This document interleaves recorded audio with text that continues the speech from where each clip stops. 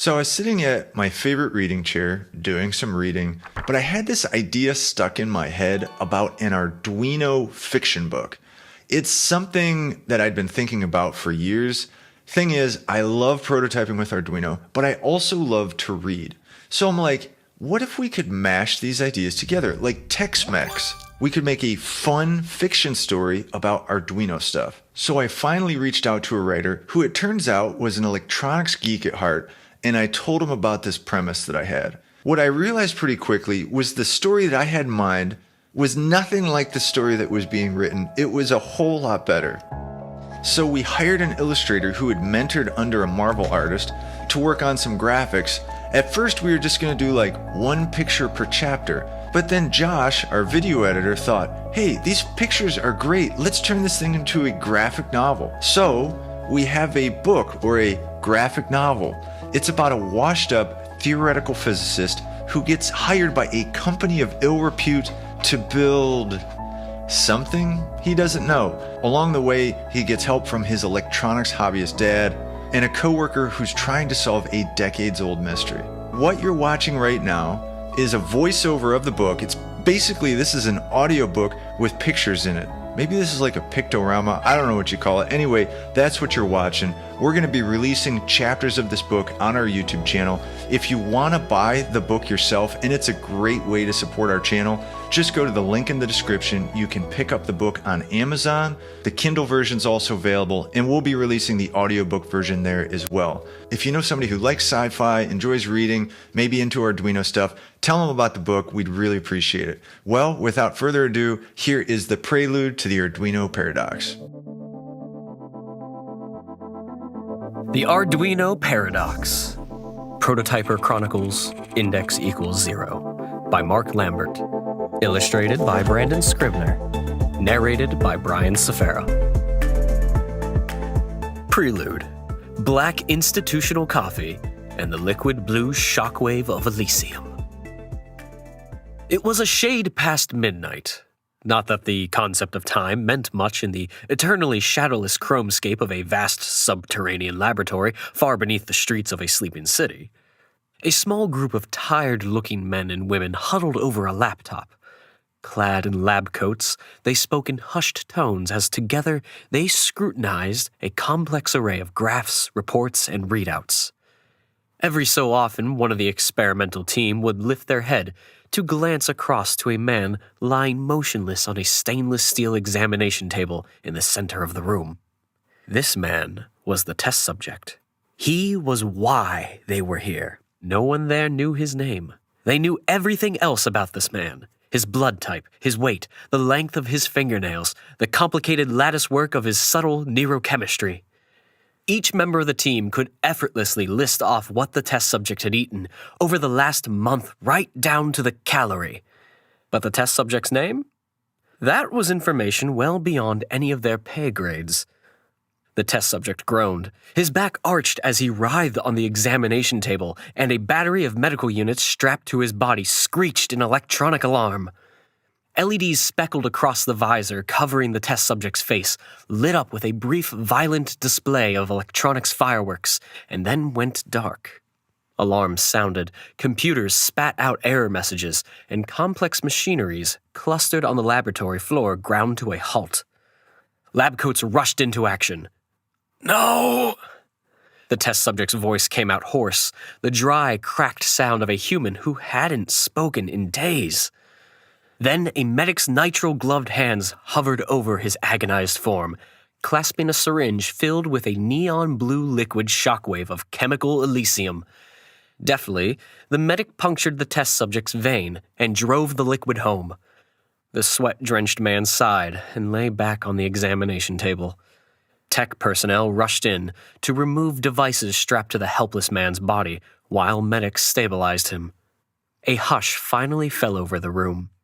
The experimental team stared wide-eyed at one another, chests rising and falling fast in the aftermath of their shared adrenaline-spiked freefall.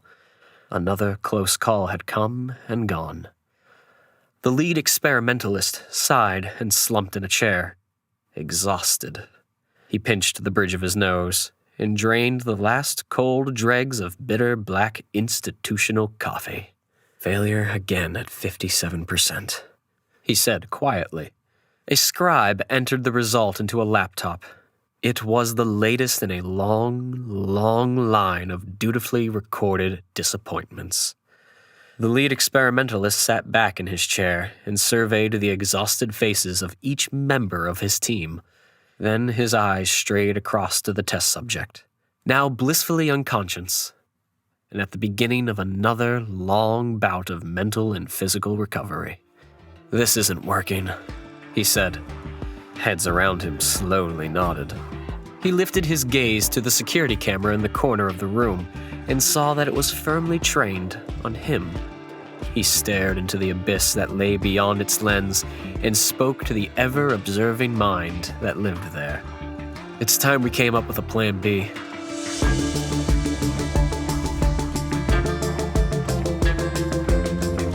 Introduction: Ezekiel and the Bulldog Clip of Destiny. Dr. Ezekiel Troubadour woke up to a shrill metallic beeping. Again. He grunted in distress, half forming the notion that the noise had been happening for some time. Ezekiel, Zeke to his friends, of which there were 3, including his dad, dragged a large, overstuffed Star Trek-themed pillow over his head. Something sounding like the word "no" emerged from inside the pillow's warm, feathery innards. Time passed. The noise didn't. A trembling fist emerged from under the covers and slammed down on the faded red stop button of a vintage 1980s PQ-30 digital alarm clock. The noise stopped. A thin individual with a shock of unruly brown hair groaned, sat up, and looked around his bedroom. Scratching various parts of his anatomy, he reached for his bedside table and slid on an oversized pair of black-framed spectacles. Ezekiel, Dr. Troubadour to his colleagues, of which there were currently none, glowered at the fractured artifact of vintage timekeeping electronica that now lay dangling on its cord like a criminal from the hangman's noose. 10:15 a.m. The alarm clock display flickered up at him in its last death throes. Late already. Again.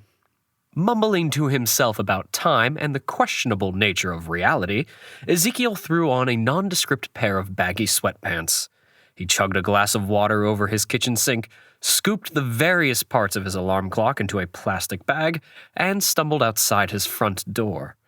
It was Tuesday, and he was late for breakfast. Running his hands through his thick shock of frazzled hair and blinking his sleep-drenched eyes back into focus, Ezekiel scuffed his way up 2 flights of narrow, 60s-era apartment block-style stairwell.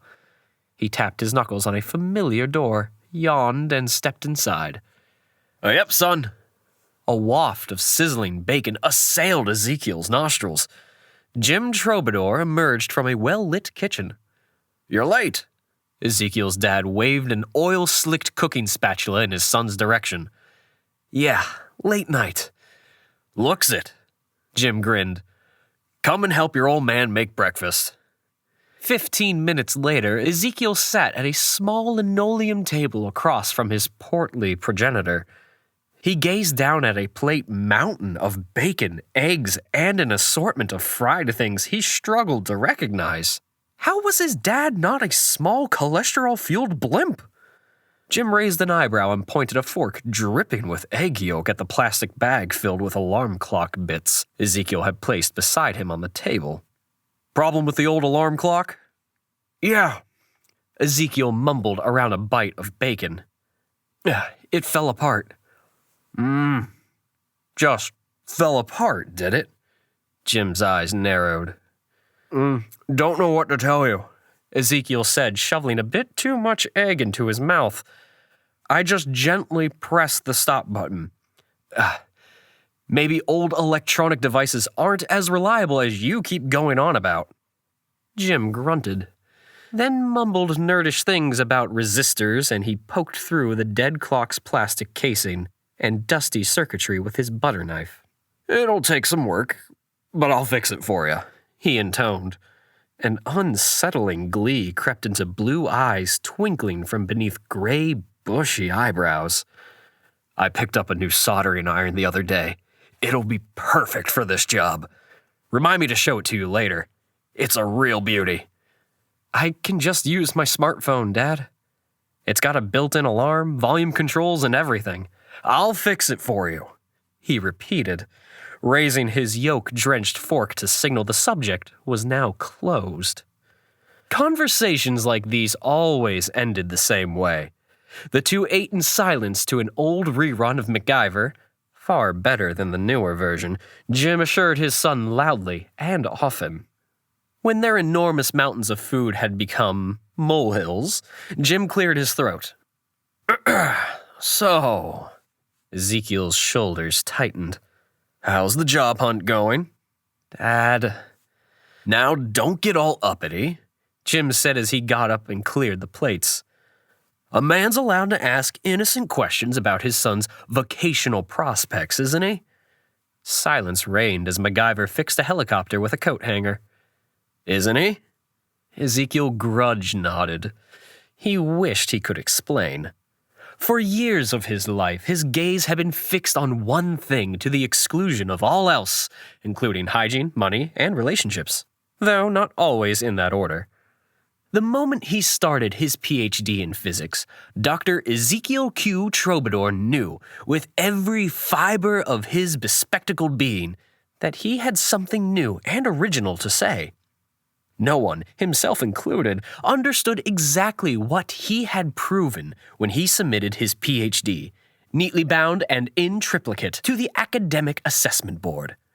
Blending metaphysics with physics and Zen philosophy with a mountain of quantum mechanics, Ezekiel had shown, conclusively mind you, that causal phenomena were real. What did that mean precisely? This was a question Ezekiel had become all too used to hearing. When pushed to simplify, Ezekiel would explain that it meant that an event, and the stuff that caused that event, could happen backwards. At first, Ezekiel could only prove it at a minuscule scale. A subatomic particle could move because it bumped itself. But step by logical step, he bridged the gap to the world at large. By the time his thesis came back from the printer with its classy purple faux leather cover, Ezekiel was able to present a string of mathematical formulae that demonstrated, as surely as 2 + 2 usually equals 4, that a person could know something in advance because it was about to happen. It also meant, theoretically at least, that you could build a device that responded to a future input because it was going to happen. That's where things got interesting. In a final flourish, his thesis proposed an experimental method that anyone could reproduce with basic electronic components. Rather grandly, he named his theoretical invention the synchronistic effectuator. The consequences of Ezekiel's study were ridiculous and far-reaching, if a little bit terrifying. Everyone agreed it was a triumph of intellectual inquiry. But there was a problem. No one knew quite what to do next. And then the world just moved on. And when the awards and acclaim didn't arrive, Ezekiel found himself lost and aimless, not quite willing to leave academia, but just as unwilling to dive into a more practical existence, where money, girlfriends, and hygiene happened. Again, not necessarily in that order. Jim sighed, rubbing his hands on the A-Team apron and looking concerned as only a father with big eyebrows can.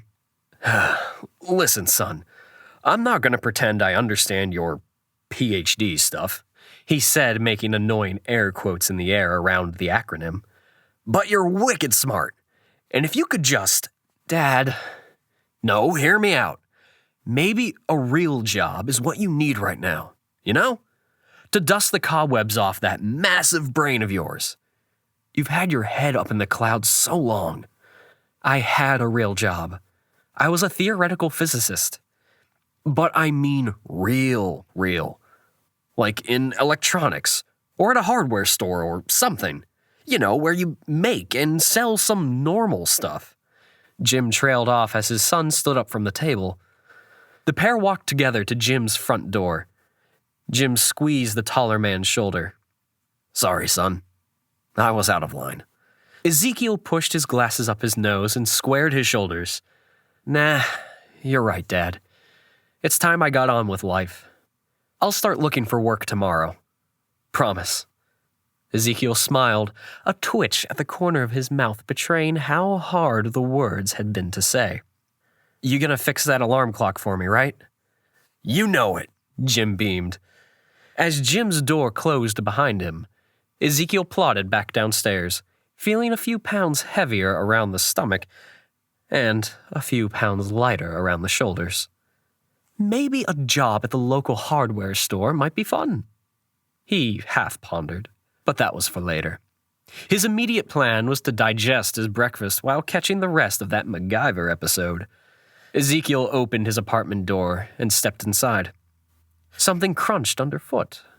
He looked down at a large yellow envelope around his room as though some invisible roommate might materialize with a simple explanation. He picked the envelope up, feeling its bulk. Definitely not junk mail. A chunky bulldog clip in one corner hinted at the hefty seriousness of the document therein. He flipped the envelope over. "Attention, Dr. Ezekiel Q. Troubadour. Confidential." Ripping it open, Ezekiel gazed down at a cover letter printed on crisp legal paper. He squinted at the embossed logo. It looked a bit like a stylized LED, its two uneven prongs piercing a globe of planet Earth. "Dear Dr. Troubadour, we would like to offer you an internship with an exciting new electronics prototyping program. Your starting salary will be $50,000 per year with a generous bonus package effective on completion of the program." Confused, he scanned down the page past a few solid paragraphs of corporate policy gobbledygook to a closing signature scrawled in big, confident cursive. Tigron Hesk, CEO, Protojo Corporation. And then underneath the signature block, a postscript penned with the same crazed chicken scratching. "P.S. Your first day is tomorrow at 9 a.m. Don't be late, Dr. Troubadour. Get a better alarm clock if you have to. Your company handbook is attached. P.P.S. Oh, and ditch the track pants." Ezekiel blinked. How odd. He felt a shivering thrill as he set the packet down and gazed out his window at the quiet tree-lined street below. Cause and effect. Practice and theory.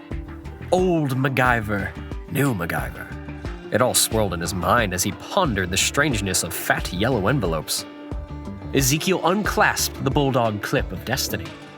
Maybe a job at the local hardware store could wait.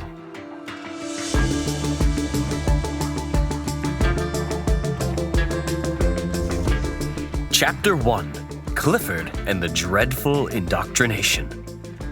Ezekiel strode across Protojo HQ's black marble floor, wishing he wasn't wearing a bright orange tie.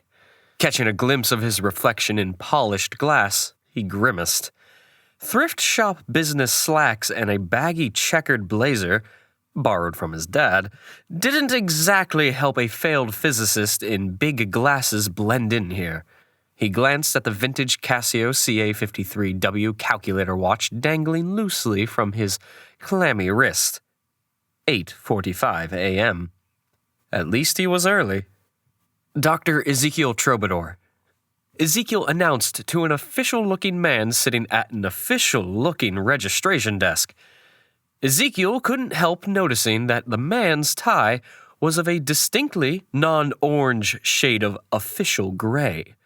He also wore an official badge on his lapel with a Protojo logo. Printed beneath it in strictly no-nonsense Helvetica were the words, "Robert, Official Lobby Liaison." The word official was neatly underlined in red marker. Ezekiel concluded the man before him was an official of some kind, and he was probably named Robert. Robert stared back at him blankly. "I'm the intern?" "You're the intern," Robert repeated. "Yes, I start today?" You're the intern and you start today? This is what you're telling me? Robert, official lobby liaison, flicked his eyes downward, and Ezekiel heard the whispered click of a keyboard. A flash of grudging recognition swept across Robert's face. Oh, you're the intern. His inflection made the words sound like an unusually smelly treatment for athlete's foot. You're late. We have no time to lose. Before Ezekiel could think of a business-like response, Robert had circled his desk and affixed a plastic badge to Ezekiel's lapel with a large letter P on it. Please follow me. Robert marched Ezekiel to a gleaming elevator, punched in a long sequence of numbers, and ushered him inside. What does the P stand for? Ezekiel asked, hoping his voice wouldn't betray the hot bubble of nerves in his butterfly-ridden belly. All will be revealed in the fullness of time, Dr. Troubadour. Good luck. The elevator doors hissed closed. Then came the familiar swooping lurch of acceleration as Ezekiel rocketed skyward. An astronaut on a bold new mission, equipped only with a silly badge, an orange tie, and a battered satchel containing a bulldog-clipped staff handbook and 2 cheese sandwiches. Ezekiel glanced at his Casio CA53W calculator watch. 8:55. At least he was still early. The doors hissed open, and Ezekiel stepped into a large meeting room buzzing with fluorescence and filled with row on row of seated people with neat hair and earnest faces. First-day faces. They sat facing a severe man in a gray suit, his expansive cranium beacon-like under the bright lights. The bald man's head beamed while his eyes glared. A few participants glared too, because it seemed the right thing to do. You're late. My apologies. Ezekiel cleared his throat and adjusted his glasses. My, iguana had a medical emergency. Please take a seat, Dr. Troubadour. Scanning the room, Ezekiel saw a row of nervous-looking people with P badges. Whatever the P stood for, Ezekiel guessed that he and these individuals faced a similar corporate fate. Come what may, these were his tribe. He crossed the room and sat down beside an efficient-looking woman with a non-dad-owned jacket, a corporate hairdo, and a shiny new clipboard. My name is Mr. Clifford Papillon. The bald man raised his chin and performed a ceremonial hand flourish. Procuring a marker from his top pocket, Clifford turned to a whiteboard and drummed his point home, writing his name out in crisp, clenched cursive. He turned to his audience and pointed at his name. Heads nodded. He turned back to the whiteboard, markers squeaking out the words, Company Indoctrination Session 1.0. He looked at his work critically, adding a neat underline beneath indoctrination. Turning back to face the room, Clifford took a small sachet from a trouser pocket and tore it open, carefully extricating a cleansing tissue. He cleaned his hands with great focus, inspecting each digit for errant drops of ink. Silence hung thick in the room. The clipboard-wielding woman sitting next to Ezekiel turned to face him. It's awful, isn't it? She whispered. Pardon me? When one has an ailing iguana. Oh, well, yes, definitely. Ezekiel tried to imagine how a hypothetical iguana owner might feel if their hypothetical iguana were hypothetically sick. It's just a matter of taking it one day at a time. What's his name? Come again now? The iguana, its name. Ezekiel dug deep. Iggy. What's wrong with him? Gas. Severe flatulence. It's a whole thing that sometimes happens with iguanas. The woman nodded gravely, then extended her hand and smiled. Felicity Turbot, prototyping Class D. Ezekiel shook her hand. He glanced at the P on her badge, and realization flickered across his frontal lobe. The P stood for prototyping. At least that was one puzzle solved. And you are? Ezekiel Troubadour. Prototyping intern, I guess. Felicity frowned. Intern? I could have sworn Proto-Joe shut down its intern program years ago. Quietin', please. I can't abide rabble-rousing. Clifford had completed his cleansing ritual. He folded the tissue into a neat square, reinserting it into its tiny envelope before dropping it into a trash can. Felicity tapped her copy of the staff handbook and cleared her throat. Ezekiel rummaged in his bag for his copy. Nice tie, by the way. Thanks. For those of you who were late, Clifford glanced in Ezekiel's direction. I am Proto-Joe's head of HR. As per company policy, it is my professional and contractually obligated duty to extend you a warm welcome to the Proto-Joe family. For the next 2 hours, Clifford Papillon walked his audience through every painful line of the company handbook. Felicity took notes. Ezekiel tried to take notes, but his pen stopped working halfway through vending machine etiquette, and his will to continue breathing stopped soon after that. His eyes wandered to the back corner of the room. A tall woman with bright purple hair leaned against the wall, muscular arms crossed. He blinked. The gaze she had fixed on him made Ezekiel feel like a butterfly pinned to cork. He looked away. Time lost all meaning as Clifford's Indoctrination 1.0 descended over the newcomers like a gray, moist blanket. Ezekiel daydreamed, drifting back to days that were filled with discovery. His research proved that humans could break the shackles of cause and effect. He'd been a titan then. Every day he chipped away at the basic assumptions that held a Newtonian universe together. He'd questioned a universe that must unfold like neat causal dominoes, toppling each other with such boring and linear predictability. He was the John Wick of experimental physics, the Bob Ross of speculative psychology. And yet, here he was, sitting through a lecture about pencil shavings, toilet paper, and printer toner. There was a shift in the room. A palpable wave of relief swept through the crowd. Does anyone have any questions? Clifford had finished his onslaught. Clifford waved one hand at Ezekiel. Dr. Troubadour, you appear to have prominently circled a section of your page. This is hardly the time to be shy. Is there anything you'd like to ask as our new intern? Clifford made finger quotes in the air around the last word. Well... Ezekiel glanced down at the coffee ring on his page. I was just highlighting the section on appropriate vending machine etiquette so that I can revisit it later. He glanced sideways at Felicity in desperation. Clifford clicked his tongue. Well, you all have your assignments. Please proceed with haste. Everyone else in the room bustled off to their new working life in the Proto-Joe corporate machine as those with P badges gathered together like small, frightened orphan ducklings. Ezekiel glanced across to where the strange purple-haired woman had been. She was gone. Prototypers, follow me. Clifford strode from the room, a captain of industry in sensible loafers. The bald man led the group through a maze of corridors that seemed to get dimmer, narrower, more separated from the real world of sunlight and sandwiches and comfortably elasticated pants. One by one, the P contingent were dropped off at their new cubicles until it was just Clifford and Ezekiel. Turning one last dark corner, Clifford stopped and turned to Ezekiel.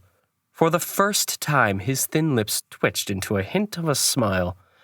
Dr. Troubadour, I've been instructed to station you here. Ezekiel stood in front of a gloomy room with a scenic view of a fleet of dilapidated photocopiers. An office? Most observant of you, Dr. Troubadour. Yes, this is, in point of fact, an office. He opened the door and ushered him inside. But I'm just the intern. Our CEO, Ms. Hesk, was quite clear in her instructions. Please commence work, Dr. Troubadour, starting with your non-disclosure agreement. Dr. Ezekiel sat at his desk. Neat boxes of electronics were stacked on shelves on one wall. A Proto-Joe motivational poster greeted him on the other. Stock photo footage of a team of scientists vigorously agreeing over a bar chart. Innovation, the poster proclaimed in bold type along the bottom. Ezekiel sat at his new chair. It squeaked in protest. He could empathize. On Ezekiel's new desk sat an enormous contract. He scanned the first few pages of the non-disclosure agreement. He got the general gist like he got a case of the mumps when he was 8. The meaning was clear. If he ever uttered the word Proto-Joe to a soul outside of this building, a large number of things would go very badly in his life. He reached for his shiny new fountain pen and signed his name on the dotted line. A man in a dark suit scurried in and scooped up his contract, depositing a slim envelope in its place. Dr. Ezekiel Q. Troubadour picked up his first briefing envelope and tore it open. Welcome to Proto-Joe, Dr. Troubadour. We're all relying on you. Don't mess up. Tigron Hesk, CEO, Thought Test Pilot, Proto-Joe Corporation.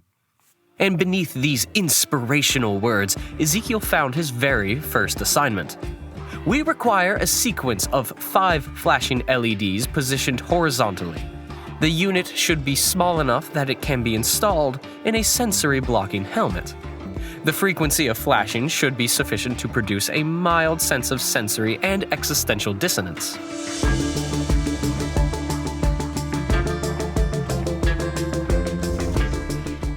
Chapter 2: Tigron and the Awkward Tuesday.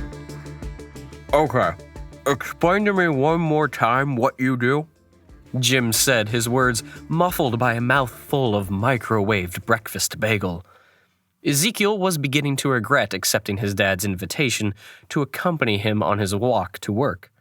It was another gray Tuesday morning, and 1 week had passed since his first day at Proto-Joe Enterprises. Not much had happened since he submitted his first prototype late last week. The work had not been easy. While the electronics bore some resemblance to the exactitude of academia, both the sheer variety of semiconductors and the unforgiving nature of coding made him feel like he was back at school again. Still, it had been satisfying to feel new knowledge solidifying in his mind, like cookies in an oven. Other than prototyping, there'd been mountains of paperwork, of course, and more follow-up training by Clifford. If Ezekiel had to endure one more lecture about the PPP, Proto-Joe Paperclips Policy, he might have to stick an officially endorsed regulation Proto-Joe paperclip right up Clifford's nose. Oh, and the week had been capped off by an awkward staff birthday party for a nervous-looking woman named Geraldine. The cake had been stale and an unsettling shade of neon yellow. One more time, then I'm done explaining this, Dad. Jim nodded his agreement, a small chunk of bacon flying from his mouth and adhering to a nearby shop window. Okay, it's like this. Proto-Joe is a giant international electronics company, and they pay people like me to make prototypes of... Ezekiel's explanation trailed off while he reached for a word that might resonate with a man of Jim's generation. They make prototypes of gadgets for thousands of clients all over the world. And you're an intern there. Yeah. So you're an intern, and you make gadgets. Prototypes of gadgets. Jim Troubadour mulled this over a moment, dabbing an errant glob of ketchup from his bright green Yoda t-shirt. The two men took a sharp right and gazed up at the glittering skyscraper of Proto-Joe Inc., looming like a stern math teacher over an unruly classroom. Jim craned his neck back to take in the building in all its stern glory. He whistled in awe. A small piece of fried egg achieved escape velocity. Sounds like exciting work, son. Ezekiel considered admitting that the high point of his week had been his decision to invest in a pair of less dorky trousers. I suppose you better get up there and make more gadgets. Ezekiel grinned, clapped his old man on the shoulder, and turned his gaze to Proto-Joe's front lobby. But then he hesitated and turned back, his expression thoughtful. It is funny, though, Dad. The first task they gave me. Oh, what about it? The new client wanted a LED array for a sensory-blocking helmet. Jim grunted in recognition. A bit like the idea you were working on in your big fancy essay? Doctoral dissertation. Ezekiel corrected, his thoughts far away. But yeah, this client, whoever they are, wanted a light device that produced a mild sense of sensory and existential dissonance. Those are the exact words they used. So, it sounded familiar, so I checked my thesis. Jim gave his kid a sharp and daddish look. You don't want to get caught up in thinking about all that stuff again. No, it's okay. I'm fine. But that phrase, I use those exact words to describe my experiment design. His voice changed to a robotic timbre as he quoted from his thesis, words that pain and regret had burned deep into his memory. Chapter 1, the first step in producing out-of-phase acausal awareness must invariably be inducing disorientation in the test subject, coupled with a mild sense of sensory and existential dissonance. Lost in thought, Jim chewed on the last bite of his breakfast bagel, scrunched up the wrapper, and shrugged. Coincidence. Sometimes words are just words. I guess so. Jim's eyes trailed off across the road, and his bushy eyebrows lowered into a frown. What is it? Ezekiel followed Jim's gaze to a nondescript, black panel van parked across the street. Nothing. I just could have sworn I saw that van on our street this morning. He shrugged. You better get to work. The troubadour men parted ways, and Ezekiel crossed the threshold to his now familiar 9-to-5 home. With shoes clicking and new briefcase swinging, Ezekiel crossed the shiny black lobby to the main elevators. He nodded at front desk Robert, who sniffed with studied haughtiness and tapped a few buttons on his keyboard. The elevators hissed open. A massive figure stood inside, muscular arms crossed, clad in rivet-glimmering riding leathers and an oil-black motorcycle helmet. Ezekiel took 2 steps back. "Good morning, Miss Hesk," Robert waved. The leather-encased human nodded at him. Hesk. Ms. Tigron Hesk. Ezekiel's stomach clenched in knots of professional paranoia as he stepped in and stood beside the CEO of Protojo Enterprises, Inc. The doors clamped shut. "Dr. Troubadour, I presume," a voice said from deep inside the shiny black head carapace. Tigron pulled off the helmet and smiled down at Ezekiel. Whiter than white teeth gleamed under electric fluorescence. Her hair, purple before, was now an electric shade of cobalt blue. An enormous gloved hand reached out to shake his. Ezekiel felt his hand bones moving in ways human biology had not intended. "I'm Tigron, and I'm so pleased to finally meet you." Before Ezekiel could respond, Tigron fixed him with a concentrated stare.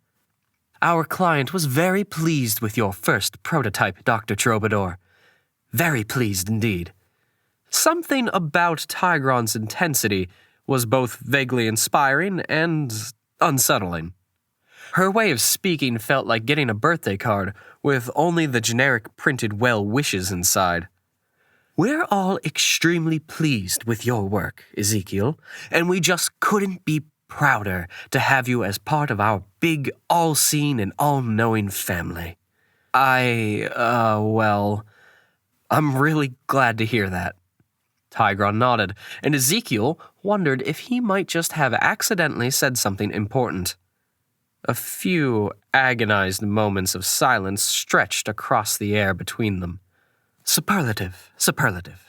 Well, just keep it up, okay? Stay focused. Eye of the tiger, Dr. Troubadour. Eye of the tiger.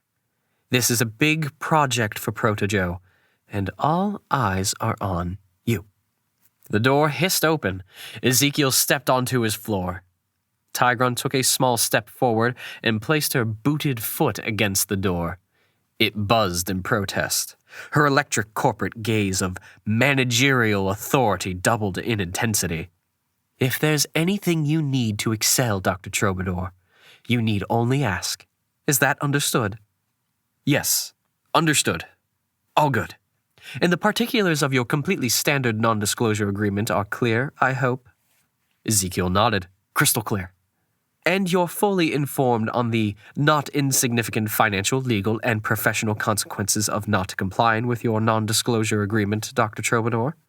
The elevator bumped against Tigron's boot. Fully informed. You can rely on my complete discretion. He'd heard that last bit in spy movies, and it always sounded convincing. Superlative. Tigron produced an envelope from her jacket and held it out to him. Ezekiel reached across and took hold of it. CEO and intern locked for a Polaroid moment in a strange little exchange of power. You're doing great, kiddo. She let go of the envelope and smiled a bleached white smile as the doors began to close. Ezekiel paced the endless progression of tight-packed cubicles, a sea of blank corporate faces avoiding eye contact. He hesitated at his office door and kept walking down the dim corridor. He took a left, then a right, and glanced around to be sure he was alone. He leaned his forehead against the cool, smoky glass of an ancient soda vending machine and sucked in a few deep breaths of processed office air. What the heck was that about? Ezekiel took stock of his situation. A little over a year ago, he'd been neck-deep in research that unlocked the door to a richly weird universe. And no one had cared. Then he had drifted, formless, in a void of his own making. And then a letter arrived. Fate slid under his door, and suddenly he was here. Just a guy wearing sensible pants with 2 cheese sandwiches and a Walmart briefcase. Here, in an enormous high-rise office with an enormous boss with bright blue hair and hands strong enough to manhandle a rogue silverback gorilla. Hi. Ezekiel jumped, jolting his head on the vending machine. He turned to see a familiar face. Oh, hey, Felicity. I was just grabbing a drink. You know, from this vending machine here. He pointed at the vending machine. Great. Good for you. Felicity gave him an encouraging thumbs up. So, how is he? Come again?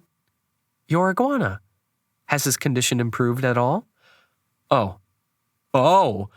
Ezekiel wondered why he was so bad at Tuesdays. Yeah, he's doing much better now. Felicity Turbot cast a quick glance over her shoulder to make sure they were alone. Ezekiel, we need to talk. But not here, she whispered. You? Felicity, I'm the kind of guy who likes to keep his professional and romantic lives separate. He heard that in spy movies too, and figured it was worth a shot. It's nothing like that, she scoffed.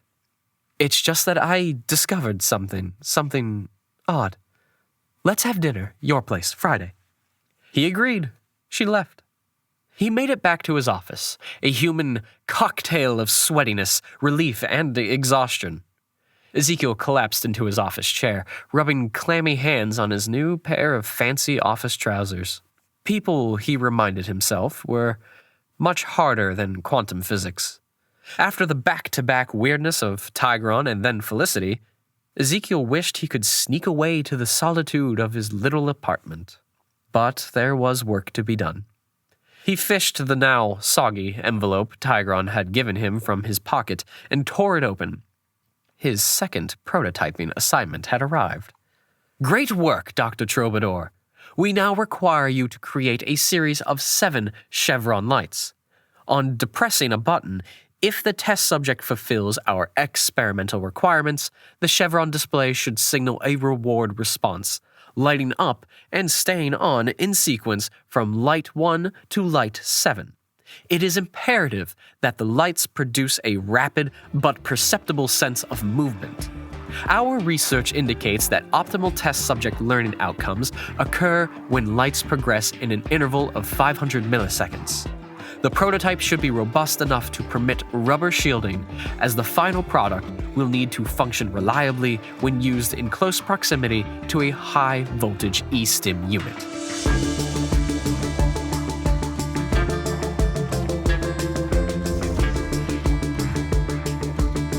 Thanks a ton for watching. You can head over to Amazon to purchase this book. It would really help support our channel. Thanks a lot. Have a great one.